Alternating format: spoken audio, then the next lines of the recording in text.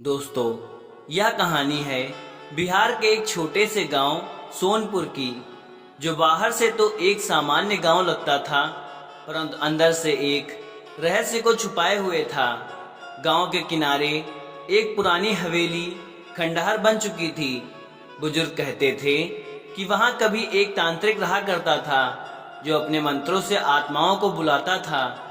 उसकी मृत्यु के बाद वो हवेली प्रेतों का घर बन गई। लोग कहते थे कि उस हवेली में जाने वाला कोई वापस नहीं आता। गांव में एक युवा लड़का था, उसका नाम था विनय। उसके माता पिता बचपन में ही चल बसे थे और वो अपने मामा के यहाँ पला था। लेकिन एक चीज थी जो उसे दूसरों से अलग बनाती थी। उसकी बचपन से हनुमान जी में गहरी आस्था थी। उसकी माँ मरने से पहले उसे रोज हनुमान चालीसा पढ़ना सिखाती थी। विनय हर मंगलवार को मंदिर जाता, चालीसा का पाठ करता और कहता, माँ कहती थी संकट आए तो चालीसा पढ़ लेना, बजरंग बली आ जाते हैं। एक रात गांव की एक बच्ची गायब हो गई। लोग डर के मारे कांपने लगे। सबने कहा जरूर हवेली में प्रेतों ने उठा लिया होगा। गांव के लोग डर के मारे थाने तक ना गए। विनय का हृदय विचलित हो उठा। अगर कोई नहीं जाएगा तो मैं जाऊंगा। मेरे हनुमान चालीसा और मेरे बजरंग बली मेरे साथ हैं।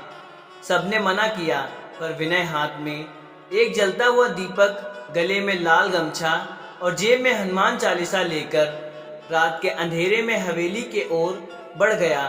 जैसे ही विनय हवेली के गेट पर पहुंचा, एक झोंका आया और दीपक बुझ गया। हवेली के दरवाजे अपने आप खुले। अंदर घना अंधकार, टूटी मूर्तियां, दीवारों पर खून जैसे डिब्बे और अचानक कानों में कर्कशी हंसी की गूंज। विनय ने कांपते हुए हनुमान चालीसा शुरू की। जय हनुमान ज्ञान गुण सागर, जय कपीस तिहुँ लोक उजागर। जैसे जैसे पाठ बढ़ा, हवेली की दीवारें हिलने लगी, छत से उल्टी लटकी आत्माएं चीखने लगी। काले साए भयंकर रूपों में बदलकर उसके सामने आए। एक काली चुड़ैल उस पर झपटी और चीखी, तू क्यों आया मेरे क्षेत्र में? कौन है तेरा रक्षक? विनय ने जोर से चिल्लाया, जय श्री राम, राम के दूत हैं हम। जय हनुमान। विनय ने मुंह से ही जैसे ही जय हनुमान निकाला, उसकी जेब से हनुमान चालीसा का पन्ना अपने आप निकलकर चमकने लगा। पूरा कमरा तेज रोशनी से भर गया और उसी पल प्रकट हुए पवन पुत्र हनुमान। सिंदूरी शरीर, विशाल कद, गरजती आवाज में प्रेतों ने, यह मेरा भक्त है, इसका बाल भी बांका ना होगा। हनुमान जी ने अपनी गदा से एक बार किया।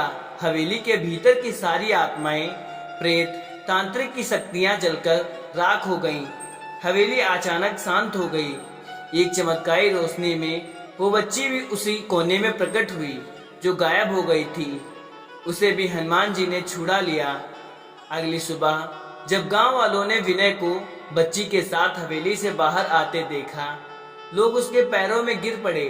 मंदिर के पुजारी ने घोषणा की, इस स्थान पर हनुमान जी का मंदिर बनेगा। इस गांव का रक्षक अब बजरंग बली हैं।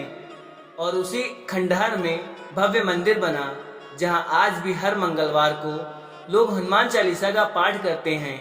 विनय ने कभी भी किसी से पैसे या यश नहीं मांगा। वह वही मंदिर का सेवक बन गया और उसके चेहरे पर एक दिव्य तेज होता था, जैसे हनुमान जी की कृपा का प्रत्यक्ष प्रमाण। दोस्तों, अगर वीडियो पसंद आई हो तो एक लाइक, शेयर और चैनल को सब्सक्राइब करना ना भूलें। धन्यवाद। जय श्री राम।